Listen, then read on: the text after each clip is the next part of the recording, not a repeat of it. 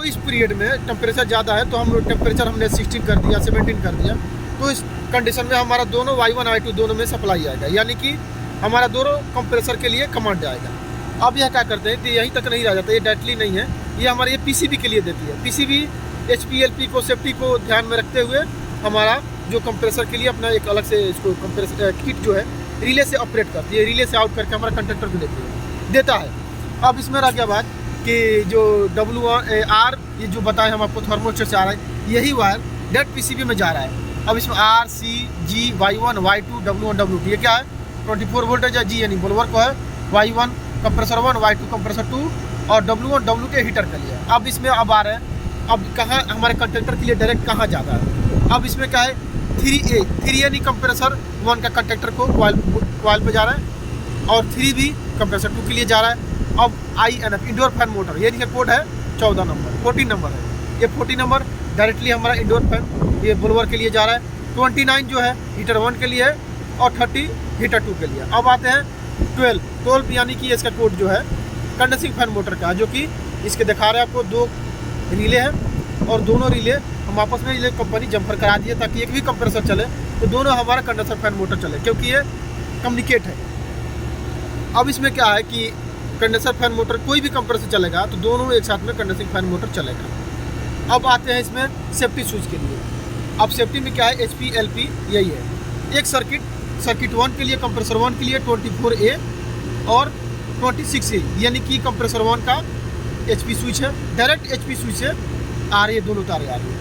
अब 24B 26B ये जो है कंप्रेसर 2 के लिए है, जो कि डायरेक्ट HP स्विच जो हमारा डिस्चार्ज लाइन में लगा हुआ है उसका है। अब आते हैं नीचे LP स्विच के डिटेल करते हैं। अब HP स्विच 22 और 23 ये दोनों एक करके है, यानी कि ये नहीं कंप्रेसर 1 का LP स्विच है और ये 22B और ये जो है 23B ये कंप्रेसर 2 का LP स्विच है, जो कि ये PCB अपने हिसाब से ऑपरेट करती है और ऑपरेट करके हमारा कंप्रेसर को चलाती है। अगर हाई प्रेशर होगा तो कटअप ले करके ये लॉकआउट हो जाती है। यहाँ पे डिस्प्ले दिया कंप्रेसर 2 के लिए और ये कंप्रेसर 1 के लिए ये सिस्टम है। ये इसमें हमारा डिस्प्ले बिलिंग करने लगेगी अगर LP स्विच से कटअप होगी, HP स्विच से कटअप होगी। और इसके बिलिंग क्या है, इसमें कितनी बार बिलिंग कर रही है HP के लिए और LP के लिए आपको मैं दूसरा वीडियो में बताऊँगा। अब इसमें यही इसका डिवाइस है जो कि सेफ्टी स्विच है HP और LP के लिए। अब आते हैं हम ब्लोअर मोटर के लिए चलते हैं और कंडेंसिंग फैन मोटर कैसे ऑपरेट होता है।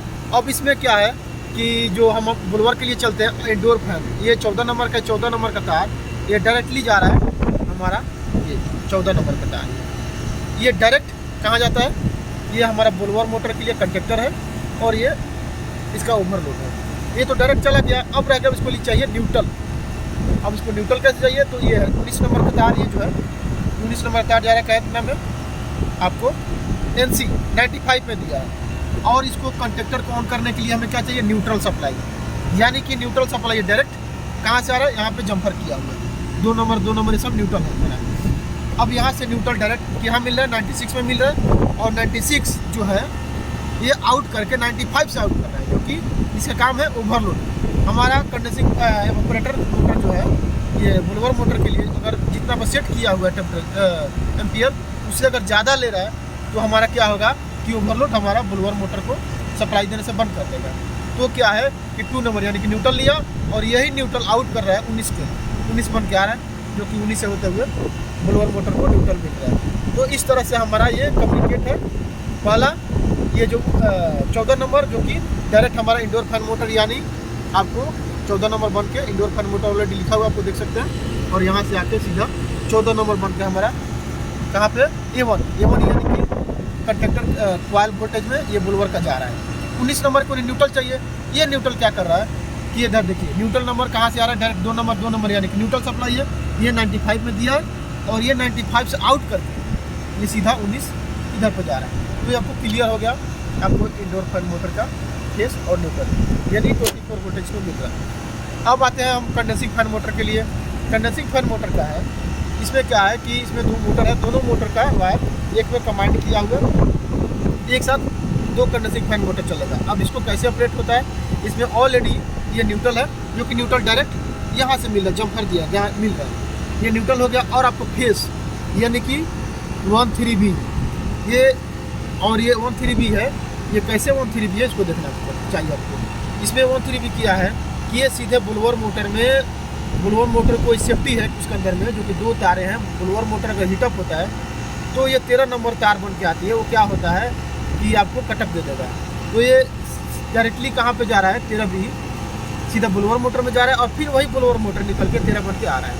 अब ये क्या है कि इसमें ये देखिए जम्पर दिया हुआ है, और यहीं से 12 हो गया। और ये क्या कर रहा है, डायरेक्टली जा रहा है 13B 12। हाँ 13B 12 हो गया, और ये 12 नंबर है। और यहाँ से PCB आउट कर 12 नंबर, ये आउट करके सीधे हमारा कहाँ जा रहा है, सबसे पहले ये जा रहा है कंडेंसिंग फैन मोटर के अंदर। फिर वहाँ से कम्युनिकेट करके आपको सीधे कहाँ जा रहा है, कंडेंसिंग कॉइल वोल्टेज में जा रहा है, जो कि हमारी स्टार सप्लाई होता है। तो ये आपको मुझे लग रहा है कि ऐसा है कि आपको जानकारी हो गया होगा कंडेंसिंग फैन मोटर के सप्लाई और ऑपरेटर सप्लाई। अब आते हैं कंप्रेसर 1 और कंप्रेसर 2 के लिए। कंप्रेसर 1 और कंप्रेसर 2 का ये जो कॉइल वोल्टेज है, जो कि ये है 3A, और ये 2 नंबर यानी कि न्यूट्रल सप्लाई है। न्यूट्रल सप्लाई डायरेक्ट मिल रही है। और ये 3A, जो कि 3 आपको पहले बता चुके हैं कि PCB में 3A जो है, ये 3A हमारा ये डायरेक्टली हमारा कम्युनिकेट करके सिग्नल के हिसाब से जो हमारी PCB सप्लाई दे रही है वो कि 3A है, इसीलिए डायरेक्टली कंडक्टर में आ रहा है। इसमें कोई दो राय नहीं, डायरेक्टली आ रहा है। ये होगा पुट आउट क्लियर, ये न्यूट्रल हो गया। और ये 3A जो कि डायरेक्ट PCB से होकर आ रहे हैं। अब आते हैं कंप्रेसर 2 के लिए। इसमें क्या है, 3B है। ये 3B आउट करके ये 3B डायरेक्टली कंप्रेसर 2 में सीधा देखिए 3B जा रहा है। ये हो गया 3B। और न्यूट्रल क्या है कि न्यूट्रल 2 यानी कि न्यूट्रल आपको डायरेक्टली जो जम्पर दिया गया ये उससे न्यूट्रल मिलता है, जो कि दोनों का न्यूट्रल कम्युनिकेट है आपस में, इसलिए आपको न्यूट्रल तो डायरेक्ट मिल रहा है। 3B हमारे PCB आउट करके यहाँ पर दे रहे हैं। मुझे लग रहा है कि आपको ये जानकारी हो गई होगी। ताकि जैसी का आवाज़ देता हूँ।